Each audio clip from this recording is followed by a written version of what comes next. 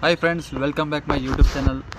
So ನಾವು village accountant, STA, FTA ಮತ್ತು ಇನ್ನಿತರ ಸ್ಪರ್ಧಾತ್ಮಕ ಪರೀಕ್ಷೆಗಳಿಗೆ ಹೆಲ್ಪ್ ಆಗೋ ರೀತಿಯಲ್ಲಿ ಭಾರತದ ಸಂವಿಧಾನ ಕುರಿತು ಇನ್ ಡೀಟೇಲಾಗೆ ಒಂದು ಕೋಚಿಂಗ್ ನೋಟ್ಸ್ ಇಟ್ಕೊಂಡು ಸಂಪೂರ್ಣವಾಗಿ ವಿಶ್ಲೇಷಣೆ ಮಾಡ್ತಾ ಹೋಗ್ತಿದ್ದೀವಿ. ಸೊ ದಯವಿಟ್ಟು ಯಾರು ಪಾರ್ಟ್ 1 ವೀಡಿಯೋ ನೋಡಿಲ್ಲ, ಆಲ್ರೆಡಿ ವೀಡಿಯೋ ಮಾಡಿ ಇಟ್ಟಿದ್ದೀನಿ, ದಯವಿಟ್ಟು ಹೋಗಿ ನೋಡ್ಕೊಬನ್ನಿ. ಸೊ ಇದು ಪಾರ್ಟ್ 2 ವೀಡಿಯೋ ಆಗಿರುತ್ತೆ. ಸೊ ನೀವು ಪಾರ್ಟ್ 1 ನೀಟಾಗಿ ನೋಡಿದ್ದೇ ಆದರೆ ಪಾರ್ಟ್ 2 ನೀಟಾಗಿ ಅರ್ಥ ಆಗುತ್ತೆ, ಇಲ್ಲ ಅಂದರೆ ಸ್ವಲ್ಪ ಕಷ್ಟ ಆಗುತ್ತೆ ಫ್ರೆಂಡ್ಸ್. ಸೊ ದಯವಿಟ್ಟು ಹೋಗಿ ಪಾರ್ಟ್ 1 ವೀಡಿಯೋನ ನೋಡ್ಕೊಂಬನ್ನಿ. ಸೊ ನಾವು ಪಾರ್ಟ್ 1 ವೀಡಿಯೋದಲ್ಲಿ ಸಂವಿಧಾನ ಯಾವ ರೀತಿ ಸ್ಥಾಪನೆ ಆಯಿತು, ಮತ್ತು ಯಾರ್ಯಾರು ಅತಿ ದೊಡ್ಡ ಸಂವಿಧಾನ ಯಾವುದು, ಅತಿ ಸಣ್ಣ ಸಂವಿಧಾನ ಯಾವುದು, ಕಠಿಣವಾದ ಸಂವಿಧಾನ ಯಾವುದು, ಸರಳ ಸಂವಿಧಾನ ಯಾವುದು, ಮತ್ತು ಅದರಲ್ಲಿ ಯಾವ್ಯಾವ ರೆಗ್ಯುಲೇಟಿಂಗ್ ಆ್ಯಕ್ಟು, ಬ್ರಿಟಿಷ್ ಕಾಯ್ದೆಗಳು, ಸೊ ಹಲವಾರು ಇನ್ಫಾರ್ಮೇಷನ್ನ ನಾವು ನೋಡಿದ್ದೀವಿ. ಸೊ ಇಲ್ಲಿ ಗಂಟೆ ಮುಗಿದಿತ್ತು ಫ್ರೆಂಡ್ಸ್ ಲಾಸ್ಟ್ ಕ್ಲಾಸ್. ಸೊ ಈಗ ನಾವು ಸಂವಿಧಾನದ ಮುಂದುವರೆದ ಭಾಗ ನೋಡ್ತಾ ಹೋಗೋಣ. ಸಂವಿಧಾನದ ರಚನೆಗೆ ಖರ್ಚಾದ ಒಟ್ಟು ಮೊತ್ತ. ಸೊ ಸಂವಿಧಾನದ ರಚನೆಗೆ ಖರ್ಚಾದ ಒಟ್ಟು ಮೊತ್ತ ಎಷ್ಟು ಅಂತ ನೋಡ್ತಾ ಹೋಗೋದಾದರೆ 64 ಲಕ್ಷ ರೂಪಾಯಿ. ಸೊ ಇದು ನೆನ್ಪಿಟ್ಕೊಂಡಿದ್ರೆ 64 ಲಕ್ಷ ರೂಪಾಯಿ ಖರ್ಚಾಗಿದೆ ಸಂವಿಧಾನಕ್ಕೆ ಒಟ್ಟು ಮೊತ್ತ. ಸೊ ಭಾರತ ಸಂವಿಧಾನದ ರಚನಾ ಸಭೆಯ ಲಾಂಛನ ಯಾವುದು ಅಂತ, ಇದು ನೋಡಿ ಫ್ರೆಂಡ್ಸ್, ವೆರಿ ಇಂಪಾರ್ಟೆಂಟ್ ಅಂತಲೇ ಹೇಳ್ಬೋದು. ಇದು ಭಾರತ ಸಂವಿಧಾನದ ರಚನಾ ಸಭೆಯ ಲಾಂಛನ ಯಾವುದು ಅಂತ ಕೇಳಿದ್ದಾರೆ. ಸೊ ಇದಕ್ಕೆ ಸರಿಯಾದ ಉತ್ತರ ಆನೆ ಆಗಿರುತ್ತೆ. ಆನೆ ಅನ್ನೋದು ಭಾರತ ಸಂವಿಧಾನದ ರಚನಾ ಸಭೆಯ ಲಾಂಛನ ಆಗಿರ್ತದೆ. ಸೊ ಭಾರತ ಸಂವಿಧಾನದ ಪಿತಾಮಹ ಯಾರು ಅಂತ ಕೇಳ್ತಾ ಹೋಗೋದಾದರೆ ನಿಮ್ಗೆ ಆಲ್ರೆಡಿ ಗೊತ್ತಿರುತ್ತೆ, ಡಾಕ್ಟರ್ BR ಅಂಬೇಡ್ಕರ್ ಅವರು. ಸೊ ಡಾಕ್ಟರ್ BR ಅಂಬೇಡ್ಕರ್ ಅವರು ಭಾರತ ಸಂವಿಧಾನದ ಪಿತಾಮಹ ಅಂತ ಹೇಳ್ತಾ ಹೋಗ್ತೀವಿ. ಸೊ ನೆಕ್ಸ್ಟು ಭಾರತ ಮೂಲ ಸಂವಿಧಾನ ಒಳಗೊಂಡಿರುವುದು. ಸೊ ನೋಡಿ ಫ್ರೆಂಡ್ಸ್, ಮೂಲ ಸಂವಿಧಾನ ಅಂತ ಬಂದರೆ ಸ್ಟಾರ್ಟಿಂಗಲ್ಲಿ ಎಷ್ಟೆಷ್ಟು ಭಾಗ ಇದ್ದೋ, ಎಷ್ಟೆಷ್ಟು ವಿಧಿಗಳಿದ್ದೋ ಅಂತ ನಾವು ನೋಡ್ತಾ ಹೋಗ್ತೀವಿ. ಸೊ 395 ವಿಧಿಗಳಿದ್ದೋ ಮೊದಲು, ಮತ್ತು 22 ಭಾಗಗಳಿದ್ದೋ, ನೆಕ್ಸ್ಟ್ 8 ಅನುಸೂಚಿಗಳಿದ್ದೋ. ಇನ್ನೊಂದು ಸತಿ ಹೇಳ್ತೀನಿ, 395 ವಿಧಿಗಳು, 22 ಭಾಗಗಳು, 8 ಅನುಸೂಚಿಗಳಿದ್ದವು. ಸೊ ಭಾರತದ ಪ್ರಸ್ತುತ ಸಂವಿಧಾನ ಒಳಗೊಂಡಿರುವುದು ಅಂದರೆ ಪ್ರೆಸೆಂಟ್ ಎಷ್ಟಿದೆ ಸಂವಿಧಾನದಲ್ಲಿ ವಿಧಿಗಳು ಮತ್ತು ಭಾಗಗಳು. ಸೊ ಫಸ್ಟು 395 ಇತ್ತು, ಈಗ 450ಕ್ಕೂ ಹೆಚ್ಚಾಗಿದೆ ವಿಧಿಗಳು. ಸೊ ಭಾಗಗಳು ನೋಡ್ತಾ ಹೋದರೆ 25 ಆಗಿದೆ, ಅನುಸೂಚಿಗಳು 12 ಆಗಿದೆ. ಸೊ ಇದು ವೆರಿ ಇಂಪಾರ್ಟೆಂಟ್ ಫ್ರೆಂಡ್ಸ್, ಯಾಕೆಂದರೆ ಇವೆಲ್ಲ ಒಂದು ಸಿಲಬಸ್ ಇದ್ದಂಗೆ, ನಿಮಗೆ ಸಂವಿಧಾನದ ಸಿಲಬಸ್ ಅಂತ ಹೇಳ್ತೀವಲ್ಲ ಹಂಗೆ. ಇವೆಲ್ಲ ನೀವು ನೀವು ನೀಟಾಗಿ ನೋಡಿಕೊಂಡ್ರೆ ಕರೆಕ್ಟಾಗಿ ಆರಾಮಾಗಿ ಪಾಸ್ ಆಗ್ಬೋದು ಫ್ರೆಂಡ್ಸ್. ಸಂವಿಧಾನ ಇಸ್ ವೆರಿ ಈಸಿಯೆಸ್ಟ್ ಸಬ್ಜೆಕ್ಟ್ ಅಂತಲೇ ಹೇಳ್ಬೋದಾಗಿದೆ. ಸೊ ನೋಡ್ತಾ ಹೋಗೋಣ. ನೆಕ್ಸ್ಟು ಪ್ರಪಂಚದ ಅತಿ ದೊಡ್ಡ ಸಂವಿಧಾನ ಅಂತ ನೋಡ್ತಾ ಹೋಗೋದಾದರೆ ಭಾರತದ ಸಂವಿಧಾನ. ನಮ್ಮ ಭಾರತದ ಸಂವಿಧಾನ ಏನಾಗಿರುತ್ತೆ, ಪ್ರಪಂಚದಲ್ಲಿ ಅತಿ ದೊಡ್ಡದಾಗಿರುತ್ತೆ ಸಂವಿಧಾನ ಇದು. ಸೊ ನೆಕ್ಸ್ಟು ಪ್ರಪಂಚದ ಅತಿ ಚಿಕ್ಕ ಸಂವಿಧಾನ ಅಂತ ನೋಡ್ತಾ ಹೋದರೆ ಅಮೇರಿಕದ ಸಂವಿಧಾನ. ಸೊ ಅತಿ ಚಿಕ್ಕದು ಅಂತ ನೋಡ್ತಾ ಹೋದರೆ ಅಮೇರಿಕ, ಅತಿ ದೊಡ್ಡ ಸಂವಿಧಾನ ಅಂತ ನೋಡಿದ್ರೆ ಭಾರತ.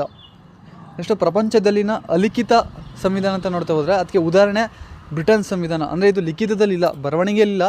ಸೊ ಇದನ್ನು ನಾವು ಅಲಿಖಿತ ಸಂವಿಧಾನ ಅಂತ ಹೇಳ್ತೀವಿ.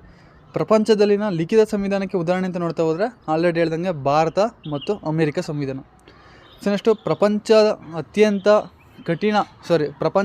ಸರಳ ಸಂವಿಧಾನ ಅಂತ ನೋಡ್ತಾ ಹೋಗೋದಾದರೆ ಬ್ರಿಟನ್ ಸಂವಿಧಾನ. ಅದೇ ಪ್ರಪಂಚದ ಅತ್ಯಂತ ಕಠಿಣ ಸಂವಿಧಾನ ಅಂತ ನೋಡ್ತಾ ಹೋಗೋದಾದರೆ ಅಮೇರಿಕ ಸಂವಿಧಾನ. ಸೊ ಸರಳ ಅಂತ ನೋಡಿದ್ರೆ ಬ್ರಿಟನ್ ಅಂದರೆ ನಮ್ಗೆ ಸರಳವಾಗಿ ಸಿಗ್ತದೆ ಸಂವಿಧಾನ. ಅದೇ ಕಠಿಣ ಅಂತ ನೋಡ್ತಾ ಹೋದರೆ ಅಮೇರಿಕಂದು, ಅದು ವೆರಿ ಟಫ್ ಆಗಿರುತ್ತೆ ಸಂವಿಧಾನ.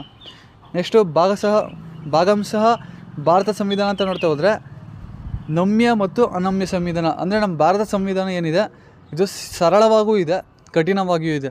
ಸೊ ನಮ್ಯ ಮತ್ತು ಅನಮ್ಯ ಅಂದರೆ ಸರಳ ಮತ್ತು ಕಠಿಣ ಅಂತ ಹೇಳ್ತೀವಿ. ಸೊ ಸರಳವಾಗಿಯೂ ಇದೆ, ಕಠಿಣವಾಗಿಯೂ ಇದೆ ನಮ್ಮ ಭಾರತದ ಸಂವಿಧಾನ. ಸೊ ನೆಕ್ಸ್ಟು ಭಾರತ ಸಂವಿಧಾನದ ಪ್ರಮುಖ ಎರವಲು ವಿಷಯಗಳು. ಸೊ ನೋಡಿ ಫ್ರೆಂಡ್ಸ್, ಇದೇನು ಹೇಳ್ತಾ ಇದ್ದೀನಿ, ದಯವಿಟ್ಟು ಒಂದು ಸೀಟಲ್ಲಿ ನೀವು ಇದನ್ನ ಬರ್ಕೊಂಡು ಒಂದು ಗೋಡೆ ಮೇಲೆ ಪೇಸ್ಟ್ ಮಾಡಿ ಡೈಲಿ ಎದ್ದ ತಕ್ಷಣ ನೀವು ಇದನ್ನ ನೋಡಿದ್ರೆ ತುಂಬ ನೆನಪಿಡುತ್ತೆ ಫ್ರೆಂಡ್ಸ್. ಯಾಕೆಂದರೆ ಎಷ್ಟೊಂದು ಜನ ಸುಮ್ಮನೆ ಬರ್ದಿಕ್ಬಿಟ್ಟು ಅದನ್ನ ಮುಚ್ಚಿಕ್ಬಿಡ್ತಾರೆ, ಓದೋದೇ ಇಲ್ಲ ಅಥವಾ ಎಲ್ಲ ಮಗ್ಗಪ್ ಮಾಡ್ತಾರೆ. ಸೊ ಆದ್ದರಿಂದ ನಾನು ಹೇಳುವಂಥ ಅನುಸೂಚಿಗಳಾಗಿರ್ಬೋದು, ಮತ್ತು ಎರವಲು ಪಡೆದಿರುವಂಥದ್ದಾಗಿರ್ಬೋದು, ಮತ್ತು ಭಾಗಗಳಾಗಿರ್ಬೋದು. ಸೊ ಈ ಮೂರು ನೀವು ಸ್ಟಾರ್ಟಿಂಗು ಒಂದು 20 ದಿನ ಗೋಡೆ ಮೇಲೆ ಅನಿಸ್ಬಿಟ್ಟು ಎದ್ದ ತಕ್ಷಣ ಅದನ್ನೇ ನೋಡಿ, ನಿಮಗೆ ತುಂಬ ಯೂಸ್ಫುಲ್ ಆಗುತ್ತೆ, ಬೇಗ ರಿಸಲ್ಟ್ ಸಿಗುತ್ತೆ ಫ್ರೆಂಡ್ಸ್. ಸೊ ಬನ್ನಿ ಫ್ರೆಂಡ್ಸ್, ನೋಡ್ತಾ ಹೋಗೋಣ ಭಾರತ ಸಂವಿಧಾನದ ಪ್ರಮುಖ ಎರವಲು ವಿಷಯಗಳು ನೋಡ್ತಾ ಹೋಗೋದಾದರೆ. ಸೊ ಮೇರಿಕ್ ಅಂತಾಗಿದೆ, ಇದು ದಯವಿಟ್ಟು ಒಂದು ಸ್ವಲ್ಪ ಮಿಸ್ಟೇಕ್ ಆಗಿದೆ, ಇದು ಕ್ಷಮಿಸಿ.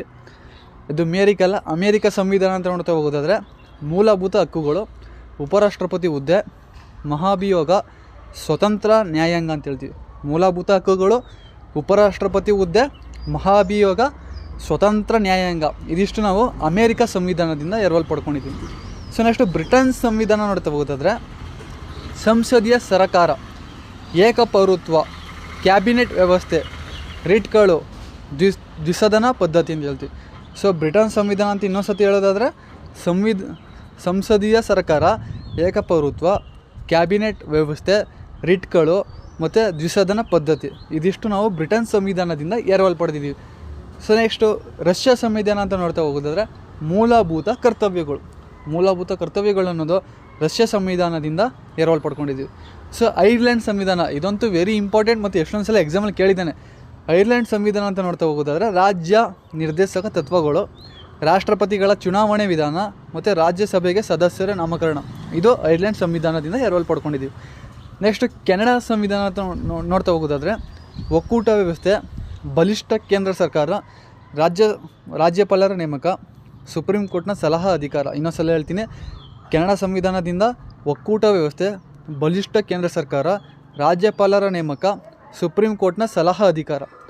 ಸೊ ನೆಕ್ಸ್ಟು 6ನೇದು ದಕ್ಷಿಣ ಆಫ್ರಿಕಾ ಸಂವಿಧಾನದಿಂದ ಏನೇನು ಎರವಲು ಪಡ್ಕೊಂಡಿದ್ದೀವಿ ಅಂದರೆ ಸಂವಿಧಾನದ ತಿದ್ದುಪಡಿ ವಿಧಾನ. ಸೊ ವೆರಿ ಇಂಪಾರ್ಟೆಂಟ್ ಫ್ರೆಂಡ್ಸ್, ಇದು ಸಂವಿಧಾನದ ತಿದ್ದುಪಡಿಯನ್ನು ಯಾವ ದೇಶದಿಂದ ನಾವು ಯಾವ ಸಂವಿಧಾನದಿಂದ ಎರವಲು ಪಡ್ಕೊಂಡಿದ್ದೀವಿ ಅಂದರೆ ದಕ್ಷಿಣ ಆಫ್ರಿಕಾ ಅಂತ ಹೇಳ್ಬೇಕು. ಸೊ ನೆಕ್ಸ್ಟು ಜರ್ಮನಿ ಸಂವಿಧಾನ ಅಂತ ನೋಡ್ತಾ ಹೋಗೋದಾರೆ, ಜರ್ಮನಿ ಸಂವಿಧಾನವು ತುರ್ತು ಪರಿಸ್ಥಿತಿ ವಿಧಾನಗಳನ್ನು ನಾವು ಎರವಲು ಪಡ್ಕೊಂಡಿದ್ದೀವಿ. ಜರ್ಮನಿ ಸಂವಿಧಾನದಿಂದ ತುರ್ತು ಪರಿಸ್ಥಿತಿಗಳನ್ನು ನಾವು ಏನು ಮಾಡ್ಕೊಂಡಿದ್ದೀವಿ, ಎರವಲು ಪಡ್ಕೊಂಡಿದ್ದೀವಿ. ಸೊ ನೆಕ್ಸ್ಟು ಆಸ್ಟ್ರೇಲಿಯಾ ಸಂವಿಧಾನ ಅಂತ ಹೇಳ್ತೀವಿ. ಆಸ್ಟ್ರೇಲಿಯಾ ಸಂವಿಧಾನ ಅಂತ ಬಂದರೆ ಸಮವರ್ತಿ ಪಟ್ಟಿ ಮತ್ತು ಸಂಸತ್ತಿನ ಜಂಟಿ ಅಧಿವೇಶನ ಮತ್ತು ಸಮವರ್ತಿ ಪಟ್ಟಿಯನ್ನು ಆಸ್ಟ್ರೇಲಿಯಾ ಸಂವಿಧಾನದಿಂದ ನಾವು ಎರವಲು ಪಡ್ಕೊಂಡಿದ್ದೀವಿ. ನೆಕ್ಸ್ಟ್ ಜಪಾನ್ ಸಂವಿಧಾನ ಅಂತ ನೋಡ್ತಾ ಹೋದರೆ ಕಾನೂನು ಮಾಡುವ ಪ್ರಕ್ರಿಯೆ. ಸೊ ಕಾನೂನು ಮಾಡುವ ಪ್ರಕ್ರಿಯೆಯನ್ನು ಯಾವ ಸಂವಿಧಾನದಿಂದ ಅಂದರೆ ಜಪಾನ್ ಸಂವಿಧಾನದಿಂದ. ಫ್ರಾನ್ಸ್ ಸಂವಿಧಾನ ಅಂತ ನೋಡ್ತಾ ಹೋಗೋದಾದರೆ ಪ್ರಸ್ತಾವನೆಯಲ್ಲಿನ ಗಣರಾಜ್ಯ, ಸ್ವತಂತ್ರ, ಸಮಾನತೆ, ಭ್ರಾತೃತ್ವದ ಪದಗಳು. ಸೊ ಇದು ಫ್ರಾನ್ಸ್ ದೇಶದಿಂದ ಎರವಲು ಪಡ್ಕೊಂಡಿದೆ. ಸೊ ವೆರಿ ಇಂಪಾರ್ಟೆಂಟ್ ಫ್ರೆಂಡ್ಸ್, ಇದು ಎಷ್ಟೊಂದು ಸಲ ಎಕ್ಸಾಮಲ್ಲಿ ಕೂಡ ಕೇಳಿದುಂಟು.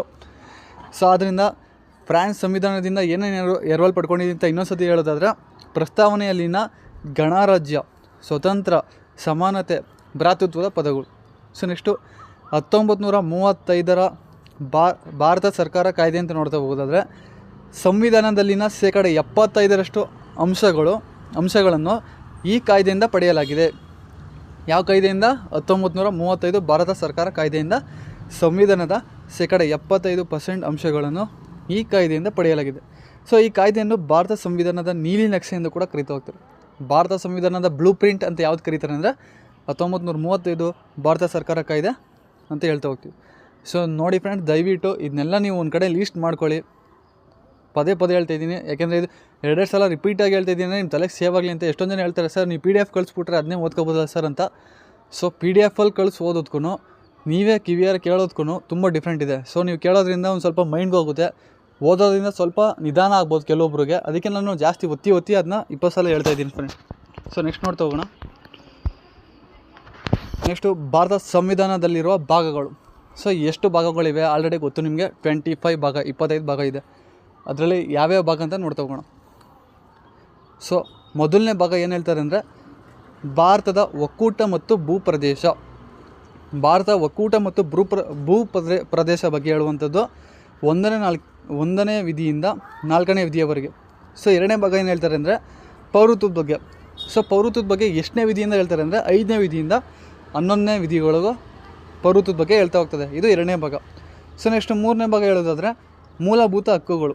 ಸೊ ನಿಮ್ಗೆ ಆಲ್ರೆಡಿ ಗೊತ್ತಿದೆ, 12ರಿಂದ 35 ವಿಧಿಗಳ ಗಂಟ. ನೆಕ್ಸ್ಟು 4ನೇ ಭಾಗ ಏನು ಹೇಳ್ತಾರೆ ಅಂದರೆ ರಾಜ್ಯ ನಿರ್ದೇಶಕ ತತ್ವಗಳು. ಸೊ ರಾಜ್ಯ ನಿರ್ದೇಶಕ ತತ್ವಗಳು ಅನ್ನೋದು 4ನೇ ಭಾಗ ಆಗಿರುತ್ತೆ.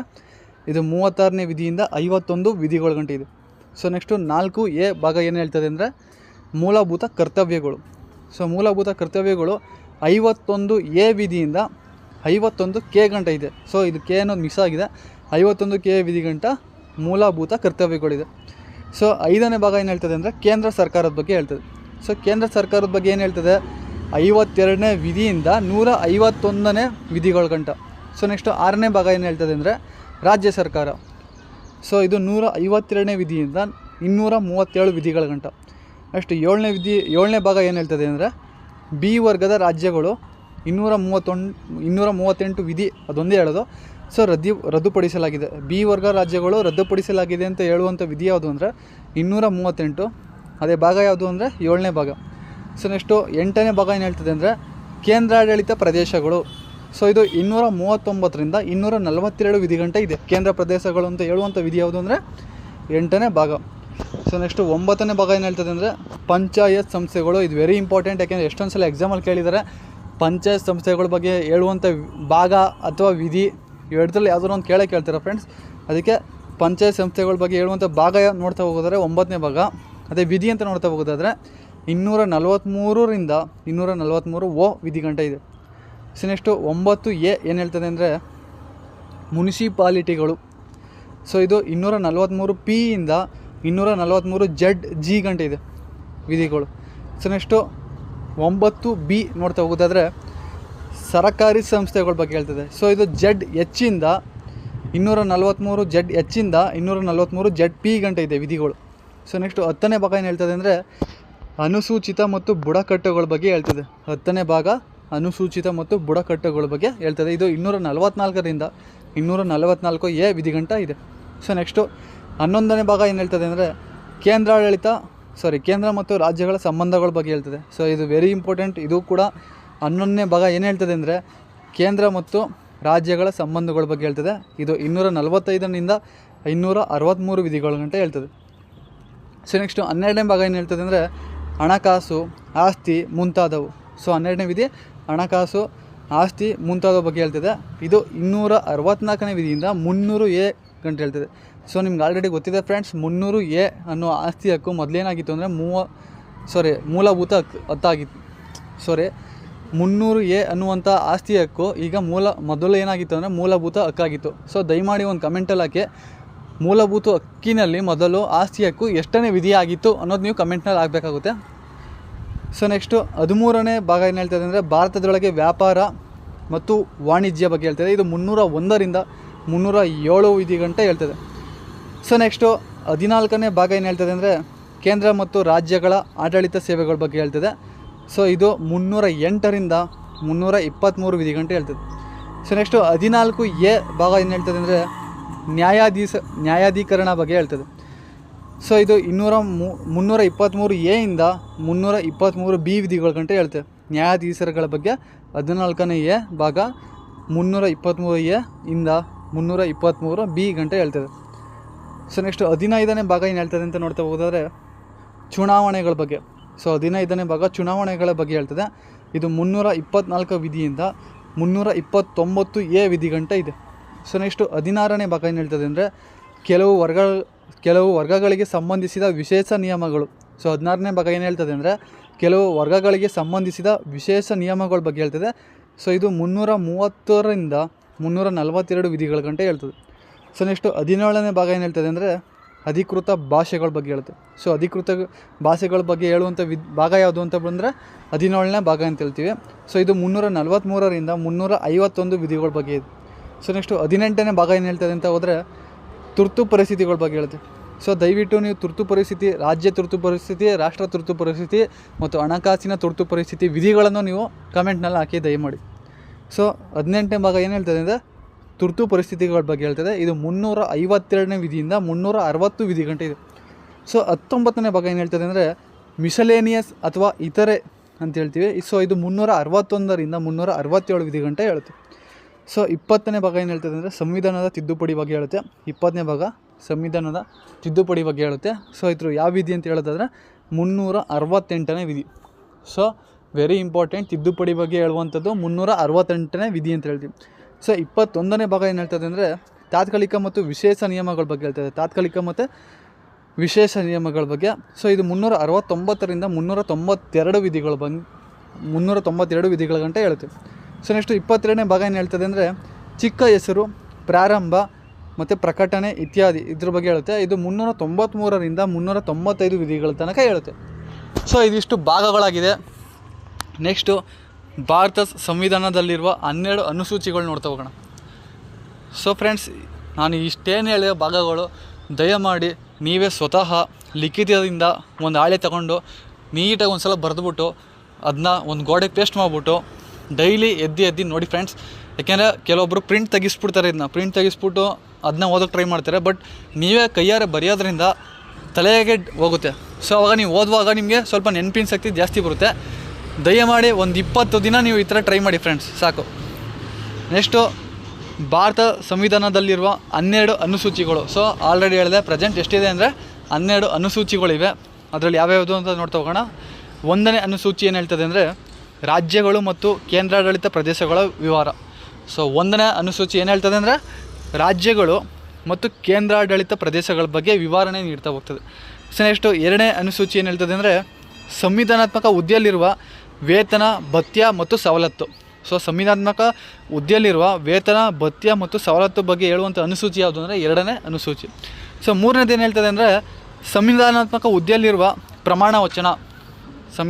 ಸಂವಿಧಾನಾತ್ಮಕ ಹುದ್ದೆಯಲ್ಲಿರುವ ಪ್ರಮಾಣ ವಚನ, ಅದು 3ನೇ ಅನುಸೂಚಿ. ಸೊ ನೆಕ್ಸ್ಟ್ 4ನೇದು ಏನು ಹೇಳ್ತದೆ ಅಂದರೆ ರಾಜ್ಯಸಭೆಯಲ್ಲಿ ರಾಜ್ಯಗಳಿಗೆ ಸ್ಥಾನ ಹಂಚಿಕೆ. ರಾಜ್ಯಸಭೆಯಲ್ಲಿ ರಾಜ್ಯಗಳಿಗೆ ಸ್ಥಾನಗಳ ಹಂಚಿಕೆ ಅಂತ ನೋಡ್ತಾ ಹೋದರೆ ಅದು 4ನೇ ಅನುಸೂಚಿಯಾಗಿರುತ್ತೆ. ಸೊ ನೆಕ್ಸ್ಟು 5ನೇ ಅನುಸೂಚಿ ಏನು ಹೇಳ್ತದೆ ಅಂದರೆ ಅನುಸೂಚಿತ ಪ್ರದೇಶ ಮತ್ತು ಬುಡಕಟ್ಟು ಪ್ರದೇಶಗಳ ಆಡಳಿತ ಹಾಗೂ ನಿಯಂತ್ರಣ. ನೆಕ್ಸ್ಟ್ 6ನೇ ಅನುಸೂಚಿ ಏನು ಹೇಳ್ತದೆ ಅಂದರೆ ಈಶಾನ್ಯ ರಾಜ್ಯಗಳ ಆಡಳಿತ ಮತ್ತು ನಿಯಂತ್ರಣ. ಈಶಾನ್ಯ ರಾಜ್ಯಗಳ ಆಡಳಿತ ಮತ್ತು ನಿಯಂತ್ರಣ ಬಗ್ಗೆ ಹೇಳುವಂಥ ಅನುಸೂಚಿ ಯಾವುದು ಅಂದರೆ 6ನೇ ಅನುಸೂಚಿ. ಸೊ ನೆಕ್ಸ್ಟ್ 7ನೇ ಅನುಸೂಚಿ ಏನು ಹೇಳ್ತದೆ ಅಂದರೆ ಕೇಂದ್ರ ಮತ್ತು ರಾಜ್ಯದ ನಡುವಿನ ಅಧಿಕಾರ ಹಂಚಿಕೆ. ಸೊ ಸಮಾವರ್ತಿ ಪಟ್ಟಿ ಅಂತ ಹೇಳ್ತೀವಿ. ಕೇಂದ್ರ ಮತ್ತು ರಾಜ್ಯದ ನಡುವಿನ ಅಧಿಕಾರವನ್ನು ಹೇಳುವಂಥ ಹಂಚಿಕೆ ಆಗುವಂಥ ಅನುಸೂಚಿ ಯಾವುದು ಅಂತ ನೋಡ್ತಾ ಹೋದರೆ 7ನೇ ಅನುಸೂಚಿ. ಸೊ 8ನೇ ಅನುಸೂಚಿ ಹೇಳೋದಾದರೆ ಅಧಿಕೃತ ಭಾಷೆಗಳ ಬಗ್ಗೆ. ಸೊ ಅಧಿಕೃತ ಭಾಷೆಗಳ ಬಗ್ಗೆ ಹೇಳುವಂಥ ಅನುಸೂಚಿ ಯಾವುದು ಅಂದರೆ 8ನೇ ಅನುಸೂಚಿ. ಸೊ 9ನೇ ಅನುಸೂಚಿ ಏನು ಹೇಳ್ತದೆ ಅಂದರೆ ಭೂ ಸುಧಾರಣೆ ಬಗ್ಗೆ. ಸೊ ಭೂ ಸುಧಾರಣೆ ಬಗ್ಗೆ ಹೇಳುವಂಥ ಅನುಸೂಚಿ ಯಾವುದು ಅಂದರೆ 9ನೇ ಅನುಸೂಚಿ. ಸೊ ನೆಕ್ಸ್ಟ್ 10ನೇ ಅನುಸೂಚಿ ಏನು ಹೇಳ್ತದೆ ಅಂದರೆ ಪಕ್ಷಾಂತರ ನಿಷೇಧ ಕಾಯ್ದೆ ಜಾರಿ. ಪಕ್ಷಾಂತರ ನಿಷೇಧ ಕಾಯ್ದೆ ಜಾರಿಯಾಗುವಂಥ ಅನುಸೂಚಿ ಯಾವುದು ಅಂದರೆ 10ನೇ ಅನುಸೂಚಿ.